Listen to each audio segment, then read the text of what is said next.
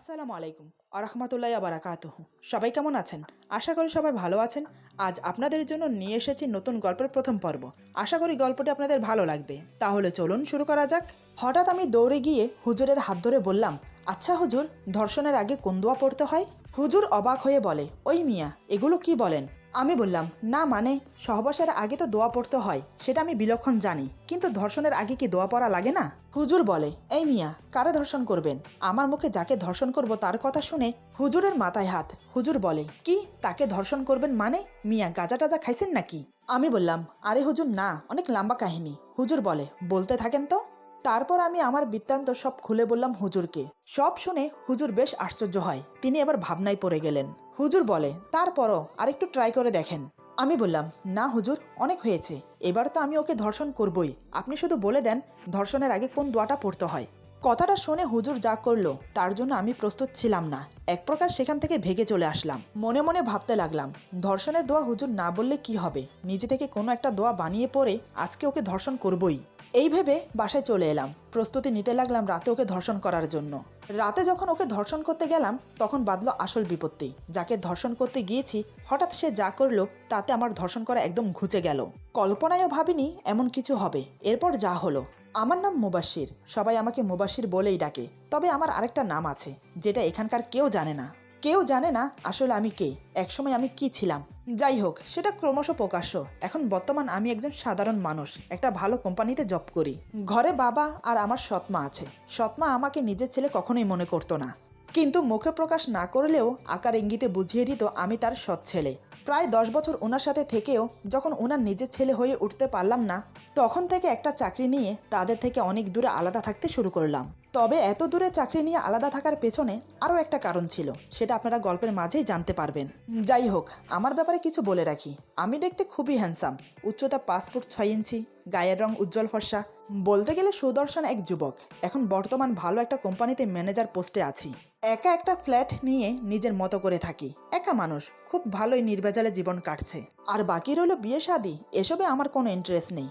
তবে একসময় ছিল, সেটা অনেক আগে মনের অন্তরালে দাফন করে ফেলেছি। বাট মানুষ যা চায় তা কি কখনো হয়? আমিও চেয়েছিলাম সারা জীবন একা কাটাবো, কিন্তু একজনের কথা রাখতে শুধু কথা না, বলা যায় তার কসম। সে আমাকে তার কসম দিয়ে বলেছিল আমি যেন বিয়ে করে নেই, সব ছেড়ে যেন স্বাভাবিক জীবনযাপন করি। তার কথা রাখতে নিজেকে পরিবর্তন করার জন্য বাসস্থান ছেড়ে অনেক দূরে চলে এসেছি। আমি পেরেছি তার সব কথা রাখতে, শুধু তার একটা কথা রাখার বাকি আছে, সেটা হলো বিয়ে। এখন ভাবছি তার শেষ কথাটাও রাখবো। তাই আমি আমার এক বন্ধুকে বিয়ের কথা বলতেই সে আমার জন্য মেয়ে দেখা শুরু করলো, কিন্তু কাউকে আমার পছন্দ হয় না। এমন একদিন আমাকে ফোন দিয়ে একটা মেয়ে দেখতে যাওয়ার কথা বলে। আমিও বললাম ঠিক আছে, বিকেলের দিকে চলে আসছি। তারপর বিকেলের দিকে আমি আমার বন্ধু দুজনে গেলাম মেয়ে দেখতে। কি বলবো, আমি মেয়েটিকে দেখে আমি চোখ সরাতেই পারলাম না। এক দেখাতেই মেয়েকে আমার পছন্দ হয়ে যায়। তার সৌন্দর্য কোনো অপ্সরা থেকে কম না, রূপের বর্ণনা দিয়ে আমি শেষ করতে পারবো না। মেয়েটি আমার সামনে যতক্ষণ বসেছিল আমি শুধু তাকেই দেখে গেছি।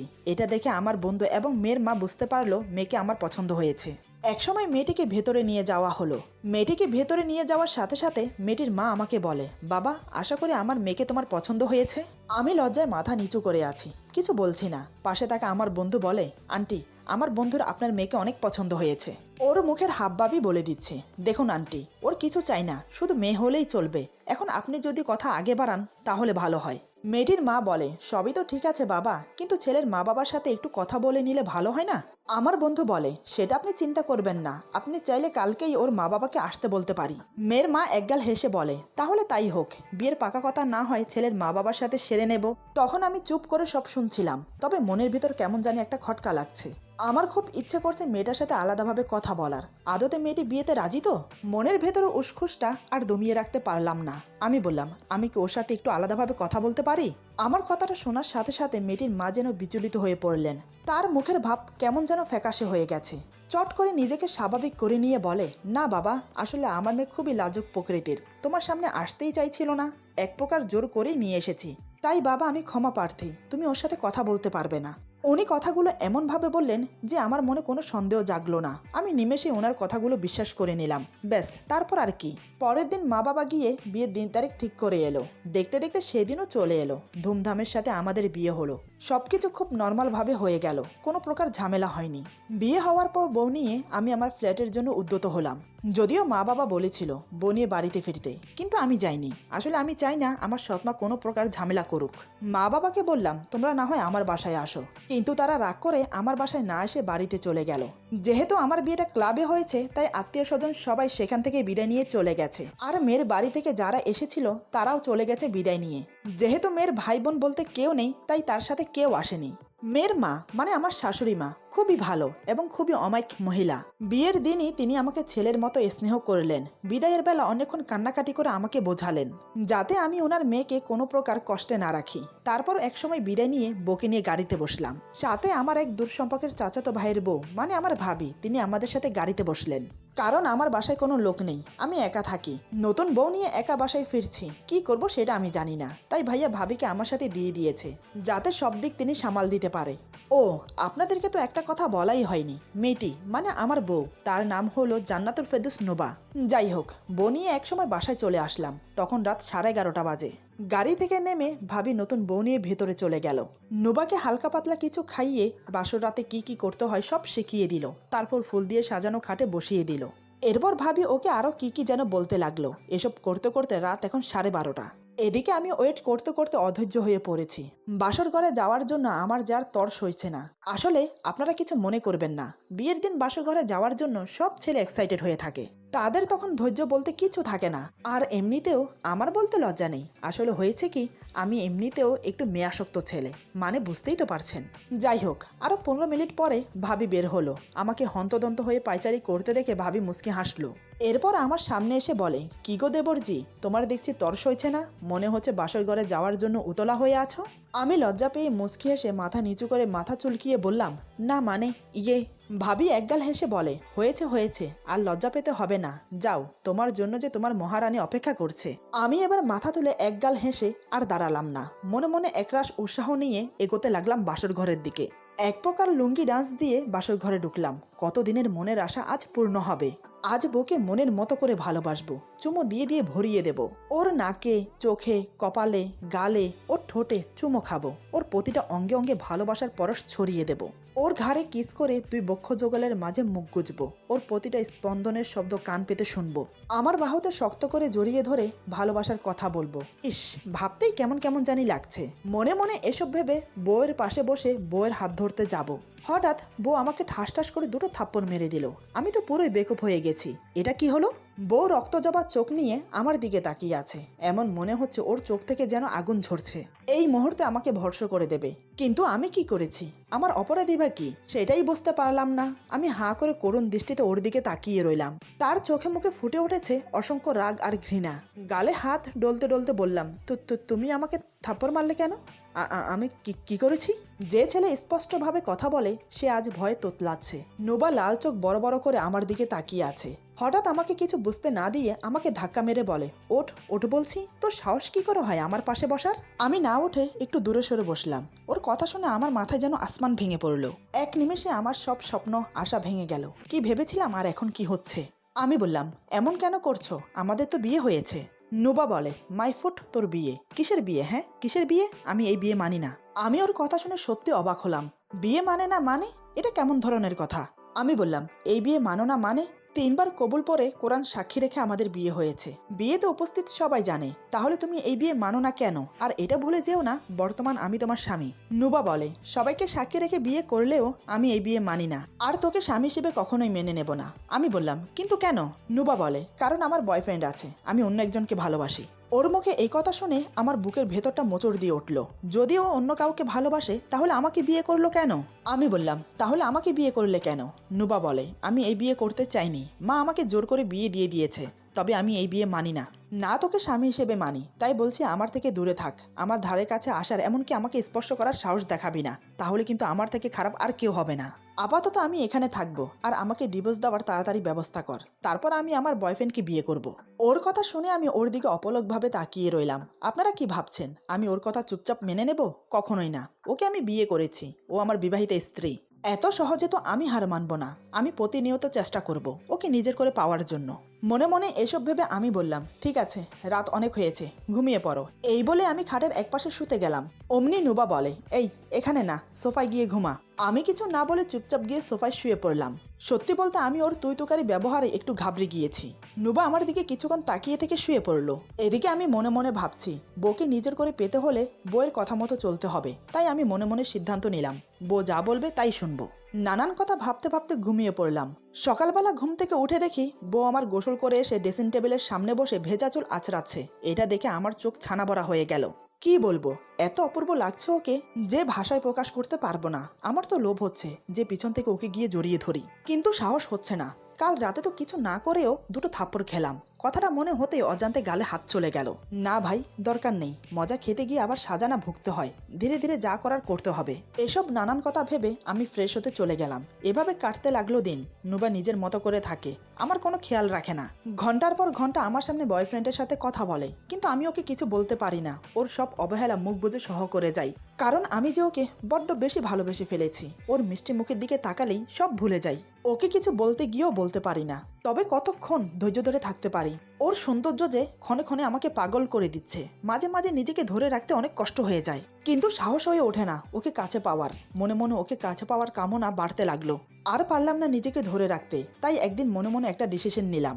জানি না আমার ডিসিশন সঠিক না ভুল, তবে যাই হয়ে যাক, আজ আমি ওকে নিজের করেই ছাড়বো। তার জন্য যদি ওকে ধর্ষণ করতে হয় তাই করব। হ্যাঁ, আপনারা যা ভাবছেন তাই। আমি সিদ্ধান্ত নিয়ে নিয়েছি, এমনি না পেলে ওকে ধর্ষণ করব। আমার স্ত্রী, আমি জোর করে ওর সাথে শারীরিক সম্পর্ক করতেই পারি। এটা ধর্ষণের পর্যায়ে পড়ে না, কিন্তু জোর করে শারীরিক সম্পর্ক করাটাকে ধর্ষণই বলে। তাই আমি হুজুরের সাথে পরামর্শ করতে গেলাম। মসজিদে প্রবেশ করে দেখি হুজুর এক কোণে বসে তসবি পড়ছে। হঠাৎ আমি দৌড়ে গিয়ে হুজুরের হাত ধরে বললাম, আসসালামু আলাইকুম হুজুর। আচ্ছা হুজুর, ধর্ষণ করার আগে কোন দোয়া পড়তে হয়? হুজুর আমার দিকে তাকিয়ে অবাক হয়ে বলে, ওয়ালাইকুম সালাম। ওই মিয়া, এগুলো কি বলেন? আমি বললাম, না মানে সহবাসের আগে তো দোয়া পড়তে হয়, সেটা আমি বিলক্ষণ জানি, কিন্তু ধর্ষণের আগে কি দোয়া পড়া লাগে না? হুজুর বলে, এই মিয়া, কারে ধর্ষণ করবেন? আমি বললাম, আমার বউকে। আমার মুখে বউকে ধর্ষণের কথা শুনে হুজুরের মাথায় হাত। হুজুর বলে, কি বউকে ধর্ষণ করবেন মানে? মিয়া গাজা টাজা খাইছেন নাকি? আমি বললাম, আরে হুজুর না, অনেক লম্বা কাহিনী। হুজুর বলে, বলতে থাকেন তো। আমি বললাম, হুজুর আসলে কিছু মনে করবেন না। ছোট থেকে আমি একটু মেয়েদের প্রতি আসক্ত, তাই বিয়ে করে নিতে চেয়েছি খুব জলদি। বাবা মাও আমার কষ্ট বুঝে বিয়ে দিয়ে দিয়েছে, কিন্তু সমস্যাটা দাঁড়ায় বাসর রাতে এসে। কি বলবো হুজুর, বেয়াদবি নেবেন না। আমি তো পুরোই লুঙ্গি ডান্স দিয়ে ঢুকি বাসর ঘরে। ঢুকে বউয়ের ঘুমটা সরাতেই দেখি বউ তো আমার চরম সুন্দরী, কিন্তু ঘুমটা ওঠানোর সাথে সাথে বউ আমাকে ঠাস ঠাস করে দুটো থাপ্পড় মেরে বলে, ওই বেটা, মেয়ে দেখলে হোঁশ থাকে না? আমি বললাম, না মানে তুমি তো আমার বউ। বউ বলে, ধুর, আমি তো মায়ের চাপে পড়ে বিয়ে করেছি। আমি বললাম, কি? বউ বলে, হ্যাঁ, আর আমার বয়ফ্রেন্ড আছে, সো আমার কাছে আসার একদম চেষ্টা করবি না। হুজুর আমি তো একদম শেষ, নতুন বউয়ের কাছে চর খেলাম, তার উপর তুই তাই ব্যবহার, মানা যায় কি? হুজুর বলে, না না, একদম মানা যায় না। আমি বললাম, সেখান থেকে শুরু। প্রতিদিন সকালে গোসল শেষ করে এসে মাথার চুল ছেড়ে আয়নার সামনে দাঁড়ায়। বিশ্বাস করুন হুজুর, মনে হয় ও যেন মানুষ না, খাস পরি। আমি সহ করতে পারি না হুজুর। রাতে যখন সে আমার পাশে শুয়ে থাকে আমি সহ করতে পারি না, তো এই অবস্থায় আমি ধর্ষণ করব না তো কি করব? সব শুনে হুজুর বেশ আশ্চর্য হয়। তিনি এবার ভাবনায় পড়ে গেলেন। হুজুর বলে, তারপর আরেকটু টাইম দিতে পারেন। আমি বললাম, না হুজুর, অনেক হয়েছে, এবার তো আমি ওকে ধর্ষণ করবই। আপনি শুধু বলে দেন ধর্ষণের আগে কোন দোয়াটা পড়তে হয়। হুজুর মনে মনে বলে, হাই আল্লাহ, জীবনে এটা দেখারও বাকি ছিল, এই প্রথম দেখলাম বউকে ধর্ষণ করতে হুজুরের কাছে পরামর্শ নিতে কাউকে আসতে। হুজুর চুপ করে আছে দেখে আমি বললাম, কি হলো হুজুর, বলেন না। এবার হুজুর রেগে দাঁড়িয়ে বলে, ওই মিয়া, ধর্ষণ করার দোয়া হয় নাকি? দেখুন এটা কিন্তু ঠিক না। আমি আর হুজুরের মুখের উপর কথা বলতে সাহস পেলাম না। সেখান থেকে কোনো মতে বেরিয়ে এলাম। রাস্তায় চলতে চলতে মনে মনে বললাম, আল্লাহ, এ তো হুজুর না, পুরোই মদিনার খেজুর। নানান কথা ভাবতে ভাবতে একসময় বাসায় চলে আসি। বাসায় এসে দেখি বউ আমার বারান্দায় দাঁড়িয়ে কার সাথে যেন কথা বলছে। এদিকে আমি কিছু বলতেও পারি না। প্রথমত আমি ওকে খুব ভালোবেসে ফেলেছি, দ্বিতীয়ত সে আমাকে হুমকি দিয়ে রেখেছে যদি আমি কাউকে কিছু বলি তাহলে সে আত্মহত্যা করবে এবং সব দোষ আমার উপর দেবে। আমি এসে সোফায় বসে আছি। আমি যে রুমে আছি তার কোনো ভ্রুক্ষেপে নেই। অনেকক্ষণ বসে থাকার পর যখন দেখলাম সে আমাকে খেয়াল করছে না, তখন আমি কথা বলতে বাধ্য হলাম। আমি বললাম, এই যে বউ, বউ কি করছেন? সে আমার দিকে তাকিয়ে বলে, আমার নাম নুবা, তাই আমাকে নুবা বলেই ডাকবেন। আমি বললাম, আসলে? নুবা বলে, আর দেখছেন না আমি যে আমার বয়ফ্রেন্ডের সাথে কথা বলছি, তো ডাকছেন কেন? আমি বললাম, না মানে ক্ষুধা লাগছে, যদি কিছু খেতে দিতেন আর কি।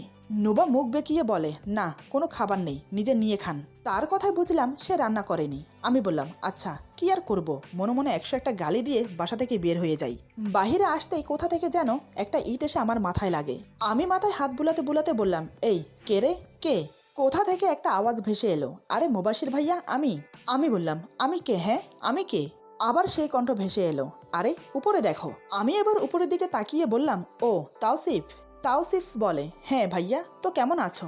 আমি বললাম, কি আর বলবো ভাই। আমাকে থামিয়ে দিয়ে তাওসিফ বলে, আচ্ছা তাহলে বলার দরকার নেই। ওর কথা শুনে মুখটা বেজার হয়ে গেল আমার। মনে মনে বললাম, হায় রে আল্লাহ, মানুষগুলোও যা হয়েছে।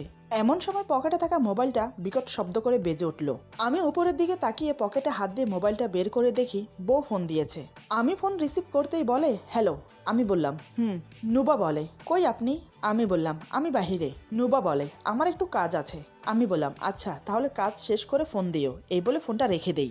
মনে মনে বললাম, আরে কাজ আছে তো কাজ শেষ করে পরে ফোন দেবে তাই না? কি যে করে কে জানে। এমন সময় সাথে সাথে আবার বউয়ের ফোন আসে। আমি বললাম, হ্যাঁ বলো। নুবা বলে, আরে আমার কাজ আছে। এবার আমার ওর কথা শুনে বিরক্ত লাগছে। আরে ভাই, কাজ আছে যখন বারবার ফোন দিয়ে এক কথা বলার কি দরকার? কাজ শেষ করেই তো ফোন দিতে পারে। আর বাড়িতে কি এমন ঘটা কাজ করছে শুনি? বাড়ির সব কাজ তো কাজের বুয়া করে দিয়ে যায়। আমি বিরক্তির সাথে বললাম, আরে কাজ আছে তো শেষ করে ফোন দাও না। এই বলে ফোনটা কাটতে যাব, সেই সময়ে বলে ওঠে, ওই গাধা আসার সময় আমার জন্য 2টো চকবার আইসক্রিম আনবেন। আমি বললাম, ও এখন বুঝলাম এতবার ফোন দেওয়ার কারণ কি, এটা আগে বললেই তো হতো। নুবা বলে, হ্যাঁ যা বলছি তা করুন। আমি বিড়বিড় করে বললাম, হুকুম এমনভাবে দিচ্ছে যেন মহারানী। নুবা বলে, কিছু বললেন? আমি বললাম, না না, কি বলবো, আসার সময় নিয়ে আসবো, এই বলে ফোন কেটে দিলাম।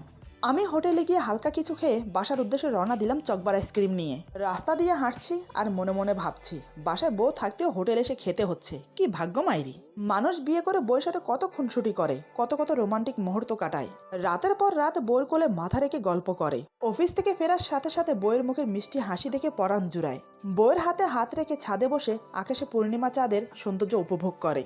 প্রতিদিন সকালে ঘুম ভাঙবে স্ত্রীর নরম ঠোঁটের ছোঁয়ায়। কিন্তু আমার কি ভাগ্য, বউ পেলাম খুব সুন্দরী, কিন্তু স্বামীর অধিকার পেলাম না। তাতে কি হয়েছে, সে না হয় নাই দিল, তাই বলে কি আমি আদায় করতে পারি না? আমিও তো পুরুষ নাকি? আজ যে করেই হোক বউকে টাইট করবই। দরকার হলে বউকে ধর্ষণ করব। এসব কথা ভাবতে ভাবতে একসময় বাসায় চলে আসি। বাসায় এসে বউয়ের হাতে আইসক্রিম দিতেই সে বেশ খুশি হয়ে গেল। আইসক্রিমগুলো হাতে নিয়ে মুখে চোরা হাসি দিয়ে খেতে শুরু করলো। ওর মুখে হাসি দেখে আমার মনের ভেতরটাও আনন্দে ভরে গেল। কি মায়াবী বাচ্চা সুলভ হাসি, দেখলে শুধু দেখতেই মন চায়। আমি সোফায় বসে অপলক দৃষ্টিতে ওর দিকে তাকিয়ে রইলাম। সেদিকে ওর কোনো খেয়াল নেই। সে চোখ বন্ধ করে আইসক্রিম খেয়ে এখন টিভি দেখছে। এদিকে আমার মনে বিনা মেঘে ঝড় বইছে। আর বইবেই না কেন বলুন? যার বউ এত সুন্দর, সে কি করে নিজেকে বউয়ের থেকে দূরে রাখবে? আমি ওর দিকে তাকিয়ে বসে বসে প্ল্যান করছি, কি করব, কিভাবে কি করা যায়। শুধু একবার যদি স্পর্শ করতে পারি তাহলে কেল্লাফতে। আমাকে স্বামী না মেনে যাবে কোথায়? কথাটা ভেবেই মনে মনে হাসতে লাগলাম। আজ সারাদিন মনে মনে যেটা ভেবে রেখেছি সেটাই করব। মানে ওকে জোরপূর্বক ধর্ষণ করব। দেখলাম সে মনোযোগ দিয়ে টিভি দেখছে। এই সুযোগে আমি উঠে গেলাম রাতের জন্য প্রস্তুতি নিতে। অনেক খুঁজে একটা রুমাল নিয়েছে মুখ বাঁধার জন্য, দড়ি নিয়েছে হাত পা বাঁধার জন্য, সব নিয়ে রেডি, শুধু এখন রাতের জন্য অপেক্ষা। একসময় দেখতে দেখতে রাত হয়ে গেল। রাতে যখন বউ খেতে ডাকে তখন থেকে কেমন যেন ভয় ভয় করতে শুরু করে আমার। কারণ আগে কখনো এসব করিনি তো, তাই। খাবার শেষে বিছানায় শুতেই বুকের ধরপড়ানি শুরু হয়ে গেছে। এমন মনে হচ্ছে আমার বুকের স্পন্দন আমি নিজেই শুনতে পাচ্ছি। কি যে হবে আজ কে জানে।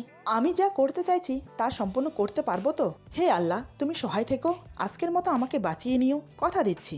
আজকে যদি সাকসেস হই তাহলে আর কখনো এমন কাজ করব না, সত্যি বলছি, প্রমিস করছি। চোখ বন্ধ করে মনে মনে কথাগুলো ভাবছি আর অপেক্ষা করছি নুবা ঘুমানোর জন্য। কতক্ষণ সময় হয়ে গেল জানি না, ঘড়িতে এখন অনেক রাত, এখনই মোক্ষম সময়। এটা ভেবে ধীরে ধীরে আমি কোনো রকম উঠে গেলাম। তারপর রুমাল আর দড়ি নিয়ে এক পা দুপা করে ওর দিকে এগোতে থাকি। আর মনে মনে বলতে থাকি, সরি বউ, মাফ করে দিও, কিন্তু আমাকে ভালোবাসার কেউ নেই। তুমি ভালো না বাসলে কে বাসবে আমাকে বলো? তাই এই পথ বেছে নিতে হচ্ছে, মাফ করে দিও আমাকে। মনে মনে কথাগুলো বলছি আর বউর দিকে যত এগোচ্ছি তত আমার ভয় বাড়ছে। হঠাৎ কিছু একটা মনে আসতেই থমকে দাঁড়াই। আরে, বউকে ধর্ষণ করবো ঠিক আছে, কিন্তু কোনো একটা দোয়া তো পড়তেই হবে। কি দোয়া পড়ি এখন? হুজুরের কাছে তো গেলাম, কিন্তু হুজুরও তো কোনো দোয়া দিল না। ধুর ধুর, যতই বউয়ের কাছে যাচ্ছি ততই যেন ভয় বাড়ছে। যদি কোনো দোয়া না পড়ি তাহলে মনে হয় সমস্যা হবে। হুজুর দোয়া না বললে কি হয়েছে, আমি নিজে থেকে কোনো একটা দোয়া বানিয়ে নেই। কি হতে পারে ধর্ষণের মন্ত্র? আকা সুমসুম তুম ধর্ষণ হুয়াম তুম। হ্যাঁ, পেয়ে গেছি। আকা সুমসুম তুম ধর্ষণ হুয়াম তুম। এই মন্ত্র পড়ছি আর বউর দিকে এগোচ্ছি। বউয়ের খুব কাছে চলে গেলাম। এবার বউয়ের হাত বাঁধার পালা। যখনই বউয়ের কাছে গিয়ে বউয়ের হাত বাঁধবো, হঠাৎ দেখি বউয়ের চোখ খোলা। এমা, বউয়ের চোখ খোলা তো। মনে মনে যে ভয়টা পেলাম সেটাই হলো। হায় আল্লাহ! এবার আমাকে ভাববার বা আমাকে বলার সুযোগ না দিয়ে হঠাৎ সে যা করলো, তাতে করে আমার ধর্ষণ করার শখ একদম ঘুচে গেল। এমন কিছু হবে আমি বুঝতে পারিনি। কি থেকে যে কি হয়ে গেল, এরপর যা হলো। আজকের গল্প এখানে সমাপ্ত। গল্পের বাকি অংশ পেয়ে যাবেন আগামী পর্বে। আশা করি গল্পটা আপনাদের ভালো লাগবে। যদি ভালো লাগে তাহলে লাইক, কমেন্ট এবং সাবস্ক্রাইব করে আমাদের পাশে থাকুন। পাশে থাকা বেল আইকন প্রেস করে দেবেন, তাহলে আমাদের নিত্য নতুন ভিডিও আপনাদের কাছে পৌঁছে যাবে। বন্ধুদের সাথে বেশি বেশি করে শেয়ার করবেন আর কমেন্টে জানাবেন গল্পটি আপনাদের কেমন লাগলো। সবাই ভালো থাকবেন, সুস্থ থাকবেন। আল্লাহ হাফেজ।